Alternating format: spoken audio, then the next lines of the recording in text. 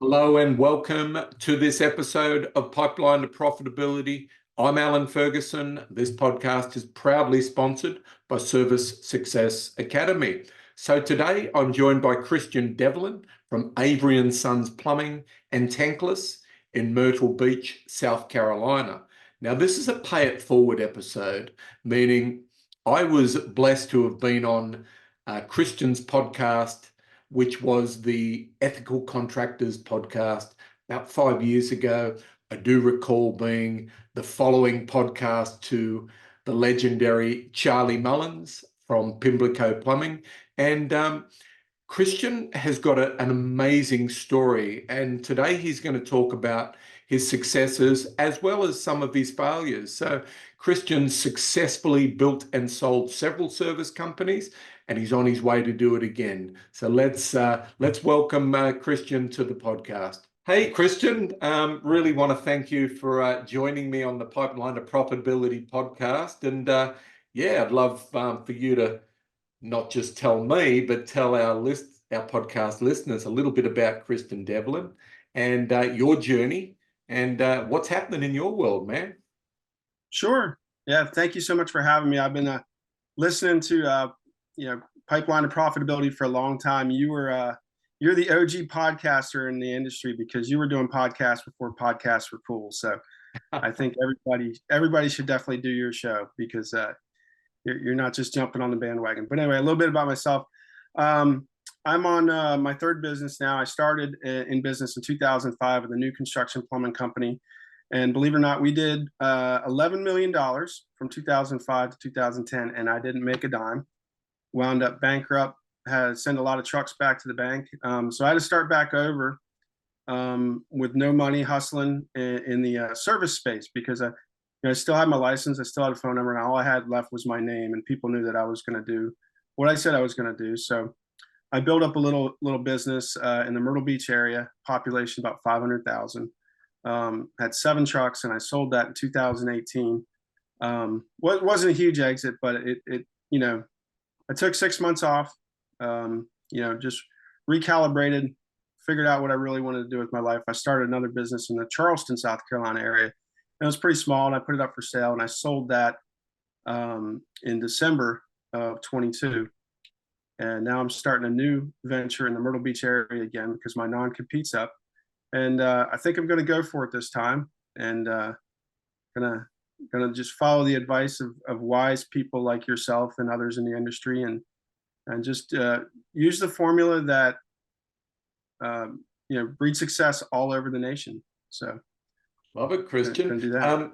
Yeah, look, I want to say that it was 5 years ago that I was fortunate enough to be on your podcast, and I have to say, the podcast that you did with Charlie Mullins, and for those that don't know who Charlie Mullins is, you need to look him up. The guy is amazing. He's out of the UK. I think he built a 100 million pound company based on hourly, charging time and materials, hourly rate, whatever. And very successful guy, very successful story. And I think from memory, I was on the following podcast after him, so I think you warmed up the audience to bring me in. But you're one of the first contractors that I've actually had on the podcast, and I've been thinking. I mean, most of I bring in marketers and I bring in gurus, but I wanted to start bringing in contractors that are actually grinding and doing the thing that you're doing. So it would probably besides your successes with your own podcast and building successful companies that you've sold, I think it was the last couple of days, there was something that I put up on social about, I think it was an Elon Musk post saying, failure, you've got to fail your way to success. And I've had failures like you have, but I believe personally, and correct me if I'm wrong, that failure is part of success. Absolutely. Yeah, this business isn't for the faint of heart, and a lot of it is just course correction along the way.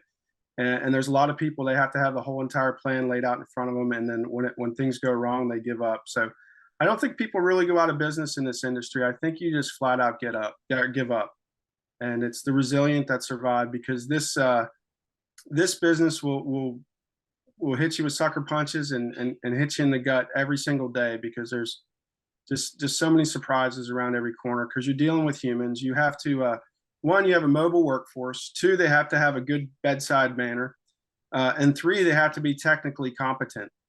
So with all those three things, it's challenges that most businesses don't have to put up with, and it's pretty difficult. And most of the time, I hardly, I'd have trouble with technicians' competence, but most of the time, it's just the things that they would say, and it's the little things that they just didn't realize that would bother a homeowner that have gotten me in trouble in the past. And those are the type of things that'll give you chest pains running the business when you get that phone call, and you just can't believe that the technician did what. And it's not even in the manual. You couldn't even believe that you would have to even address that. You don't talk about that type of thing with a homeowner, or whatever it may be, or you don't do that to a dog. Just these little things you didn't think would expect. So it's a tough business, man. And these guys that have scaled $100 million companies, I mean, more power to them. If you get rich in this industry, you deserve every penny, because it's brutal. It really is. You're right. It can be brutal. And look, I could probably share some really crazy stories about some of the things my technicians would say to customers. But I just want to go back to, there's a lot of money being made in the industry right now. And I've been talking about this. Well, I've been observing what's been going on in the US in the air conditioning HVAC space for the last 3 to 5 years through my, I suppose, connection with Land & Brewer and a few of the other successful operators in scaling and growing businesses. And there's a ton of money getting exchanging hands for successful run businesses. Now, it's primarily been HVAC businesses, but it's coming to plumbing. But the exciting thing is, for all my listeners in Australia, and I've got a good following down under, because that's where this podcast started about 10 years ago. But there's big money coming to the industry for those that can navigate through the next few years. And I see some little bit of turbulence ahead.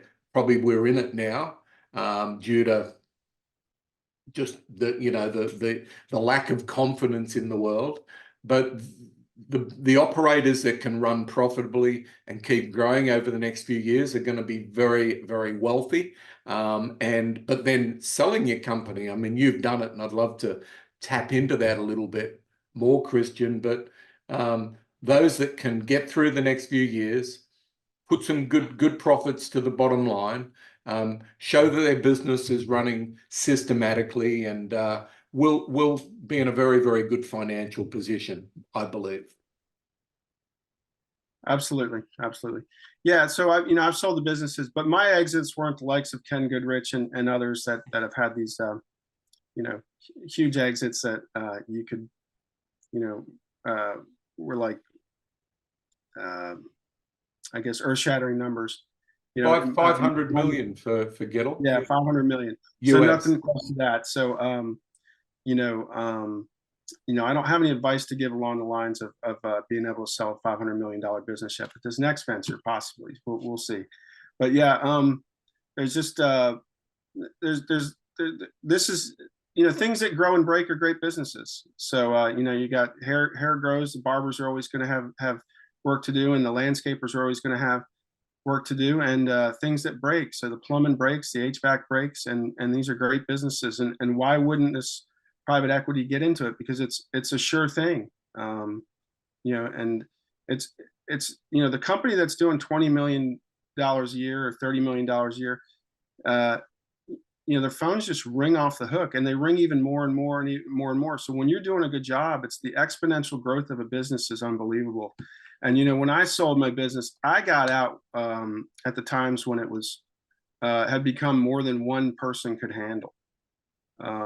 So I didn't exit when it was time to get a manager and different things like that. And I'm a bit of an introvert, and I like working by myself, and don't like a lot of attention.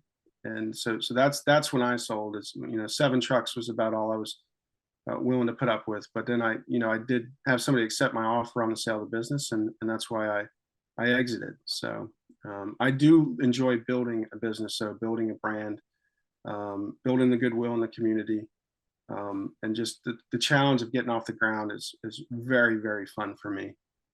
I love it. I think you've got to have that level of passion to do what you've done after, you mentioned that you had a failure. I'd like to go back to that, if it's not too painful to discuss, because I believe when I talk to successful contractors like yourself, Christian, is that it's the lessons that we've learned from our failures that actually take us to the next level. So maybe, because this podcast is for all business sizes. We have one truck operations, and then we have companies with hundreds of trucks. So what's some of the lessons that you've learned that maybe you can give some words of wisdom to our listeners, Christian? Yeah, so on my failure from 2005 to 2010 with like I said, did $11 million in business, and didn't make any money.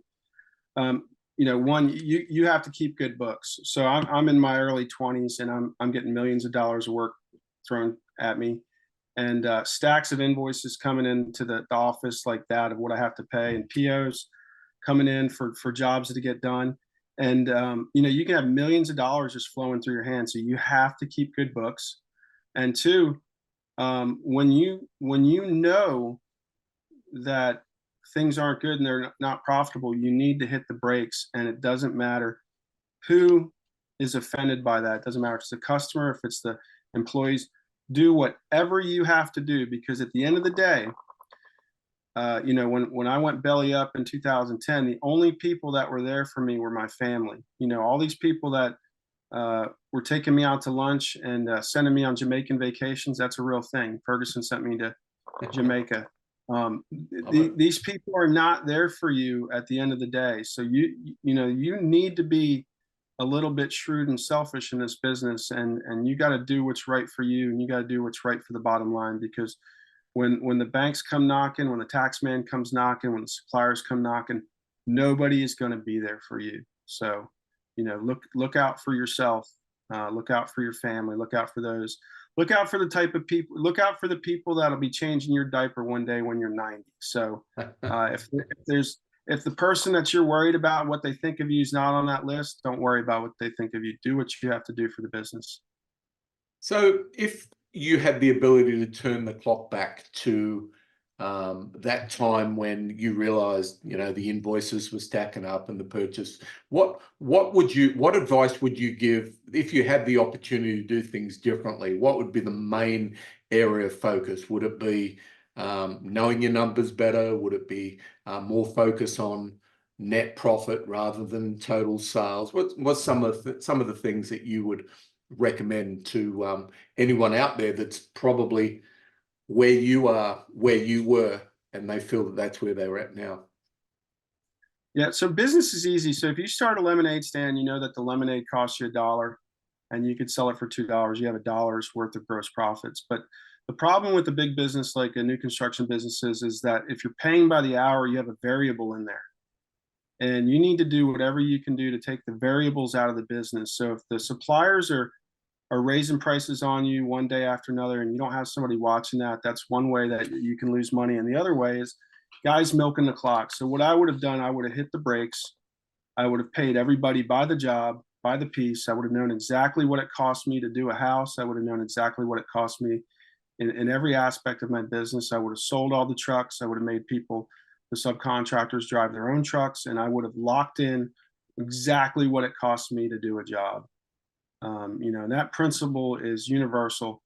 And like I said, it's easy with a lemonade stand, but when you have this variable output of production from the hourly employee, and you're not tracking it, and the employee doesn't even know what's expected of him in a day's worth of work, it's a recipe for disaster. So employees have to know what's good enough. They have to know what their number is, and I like what Nexstar teaches. They need to know what it takes to win the day.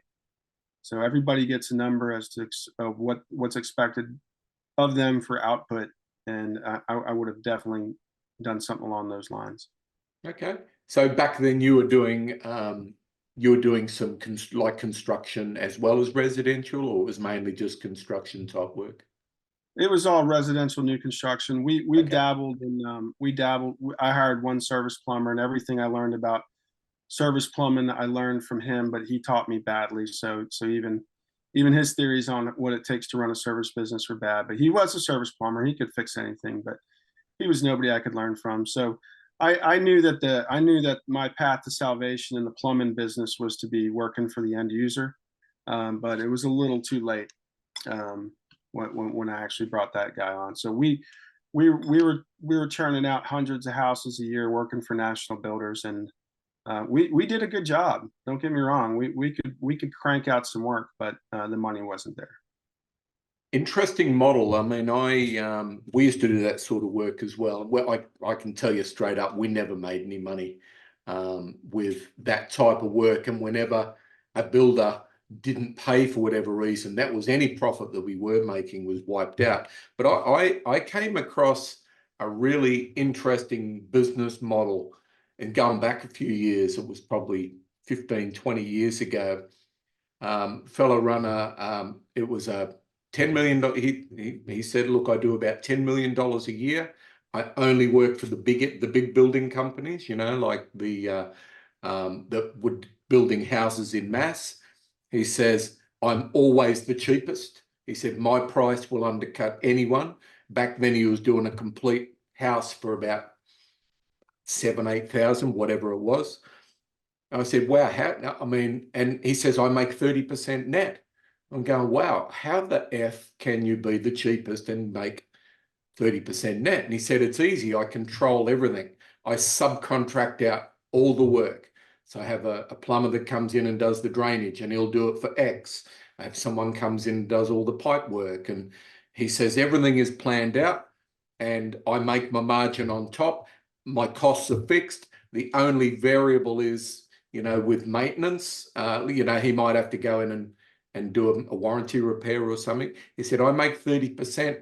And, it was a beautiful business model. This guy had been doing it for years. And it's like the model that I'm not saying that, I look at businesses like Billy Go that are using advanced technology in Sira software.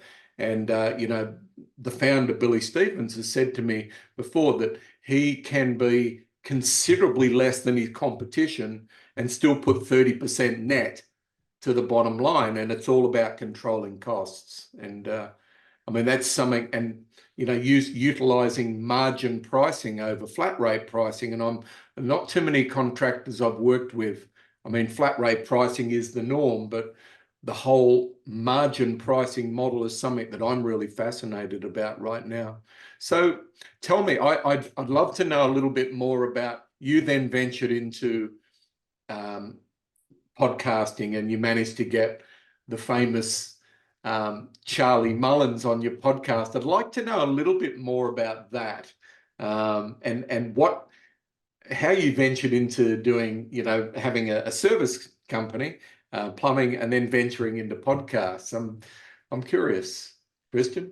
Well, I sold my business in 2018, and what I enjoy most about the business is marketing. And I thought that what I wanted to do was start a marketing company, and sitting at a laptop all day, I just wanted to jump out of my skin. So part of the marketing plan for the business was going to be to do the podcast and then sponsor myself with my services. And I just figured out that wasn't something that I wanted to do. And I gave it a little bit of a run, and I just decided I really just wanted to get back outside and work out in the field for a little while. And I really enjoyed myself. And it's to each his own.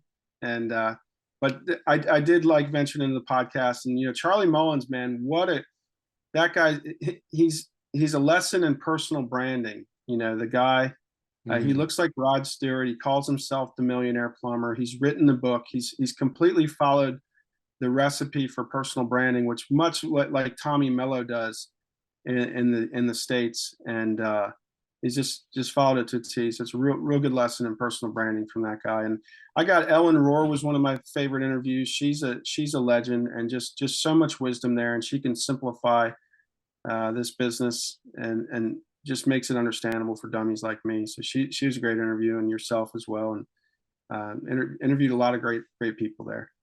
Ellen Rohr, I've had Ellen on the podcast. I would love to get her back on again, especially with her interest in because I'm known as the drain guy, and that's my focus, and I focus on drains because that's because we did plumbing, electrical, drains, water heaters, heating and cooling, and then because we were departmentalized, I knew where the profit was being made. And if I'd have given everything away and just someone said to me, look, you moving forward, you can only focus on one thing, it would have been drains, because the gross margin on drains was just way exceeded everything else.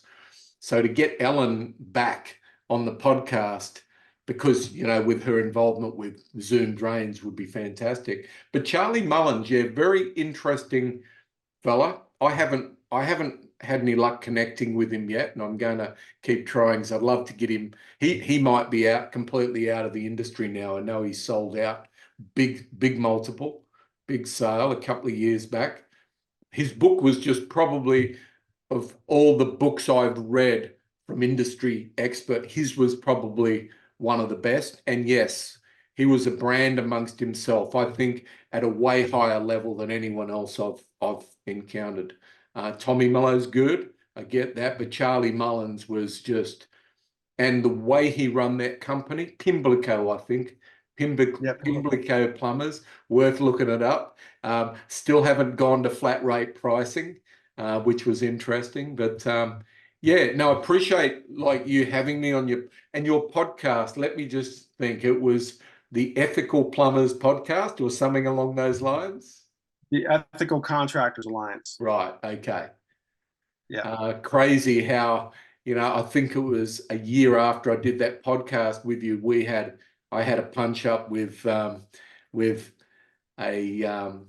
famous radio celebrity in Australia, and even though he went on air and said stuff that was just complete bullshit, it was a lesson to me that you don't fight people like that. I should have just gone, okay, just rolled with it and not fought back. It's I don't know, some of the lessons we learn in life. You can't win against media companies, and I think if someone had said, Alan, don't do it, I probably would be in a different position right now. But look, I'm blessed with everything that's happened, good and bad, because that's what takes us to where we want to be, right? It's not just the good things, it's the crap that we get that gets thrown at us along the way. Yeah. Amen. Yeah. Amen. You gotta get back up, right? You always got to get back up. One of my favorite movies was Rocky. The first movie. You knock him down and he gets back up again. So look, this has been fun, Christian. And look, I'd like to put it back on you with just what one thing would you recommend to anyone that's maybe going through some difficult times right now? Because you and me, we've both had the lessons, but one thing that would actually change someone's life if you were to give the advice. And I'd love to also know what book you're anything that you're reading at the moment that might also change someone's life. Sure. Well, I think, like I said, reach out to a mentor, find somebody that's where you want to be, and reach out to them. This industry is so helpful. I remember reaching out to a man named Chris Corley in Greenville, South Carolina. He had a Nexstar company, and just a phenomenal businessman. And he let me ride along that day. He sat, talked with me, and I got to see what a multi-million-dollar operation looked like. I got to see what somebody that charged the right prices, how they operate their business, and what they did in the home wasn't drastically different from what I was already doing. The only difference was the price.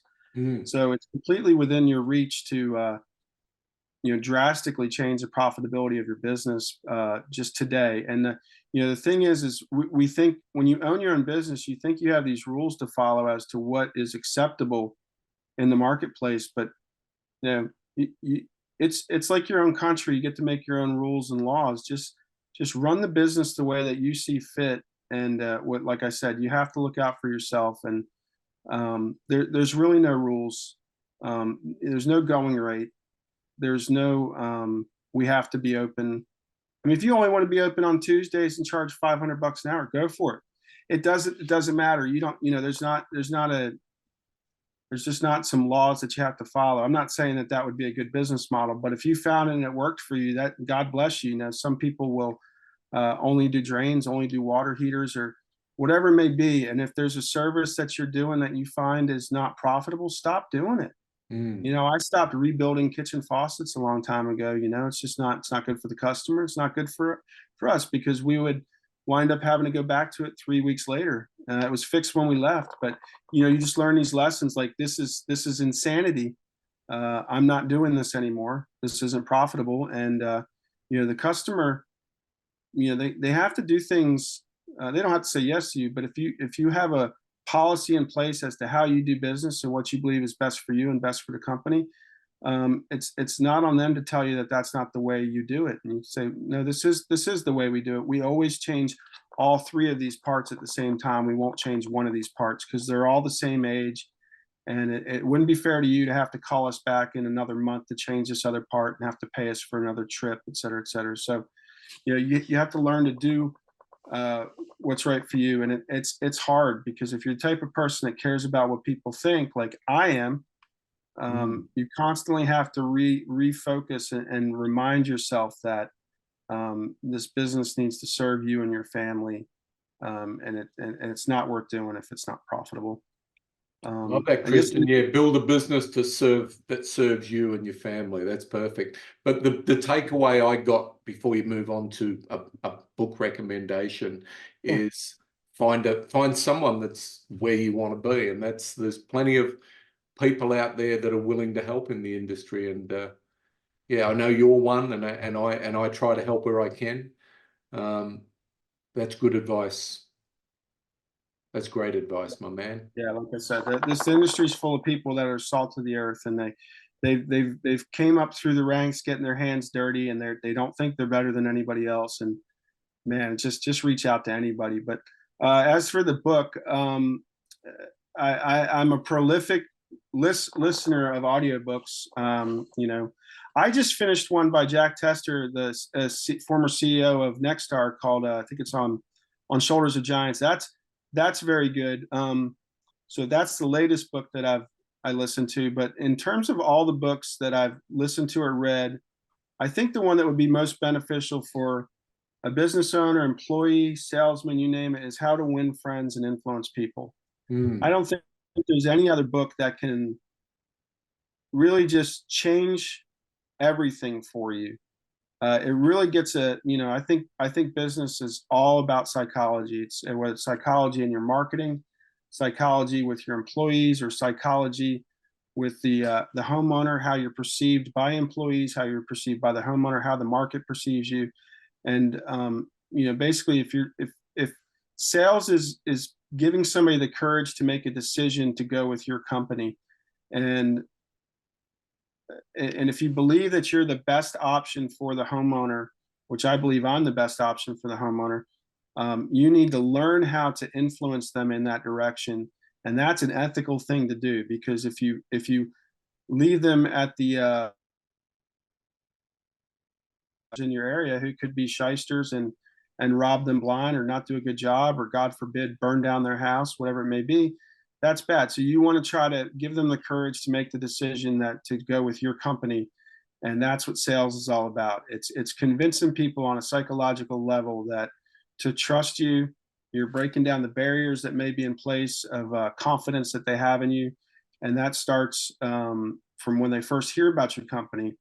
And where they heard about your company helps break down those barriers, especially, if it comes from a trusted friend, the barrier is broken down almost immediately, because they have the referral from the friend, that the friend trusts you. Therefore, there's a lot less mystery there, because the financial transaction between a service company and the homeowner, the outcome is a mystery, unless you've done all you can to eliminate the mystery through your good reviews, through the referrals, through the way that you carry yourself.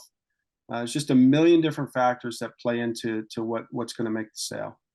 And Love I it. think Just that want to break that down, buddy. That believing in yourself, I think, has got to be number one. Sure. Because if you don't believe in your company, and look, I've said this too. I used to say this during training with my technicians that thought that we charged a lot of money. Well, the very first thing what was going through my mind, if a technician doesn't believe in price, they don't believe in the company. That's a big problem. One that I think the episode I did with Tommy Mello a few years back was talking about that one truck exercise, so that you show your team why you charge what you charge. So self-confidence, self-belief has got to be number one. Great book recommendation. Also, you mentioned Jack Tester. He was I worked one-on-one with Jack for about a year. He was my coach. Good guy, taught me a lot. And then the other thing that has resonated, and I believe that referrals from your existing customers, referrals from your team is the number one way to get new work.